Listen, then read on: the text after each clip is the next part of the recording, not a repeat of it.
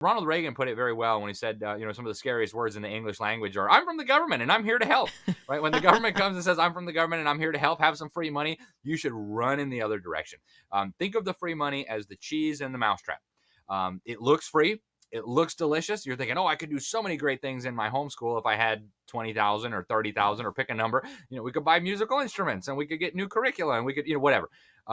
Ultimately, the cheese only looks free because you don't recognize that it's part of a trap. How do I know it's part of a trap? Well, I've seen it in action. I've seen the UNESCO documents where they're openly calling on governments to start handing out tax money to private schools and to non-governmental alternatives for the purpose of bringing them into the government system. They say once you give them money, you can bring them into your accountability measures, your testing requirements, etc. We just talked about the fact that the testing drives the curriculum. And so it's a very, very serious danger. I will say this, Yvette, I'm very pleased that the conversation at the national level is moving in this direction. Because now it's not like, how do we reform the public schools anymore? I think there's almost Right. a unanimous understanding among Christians and conservatives that, that's like talking about reforming your cancer, right? What do you mean reform Right. your cancer? You want to get rid of the cancer. And so now the You question, can't turn that ship around. that's right. And so now the question is, well, how do we get the children out? And this is a good conversation for us to be having.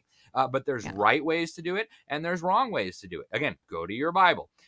When your Bible tells you in Deuteronomy chapter 11 that you need to be teaching your child when you wake up, when you lay down, when you're walking by the way, when you're sitting down to eat, show me the part where it says after you've gotten your money from Caesar. You won't find that in there because it's not in there because God didn't intend for your children to be educated using government money that was taken from your neighbor by force.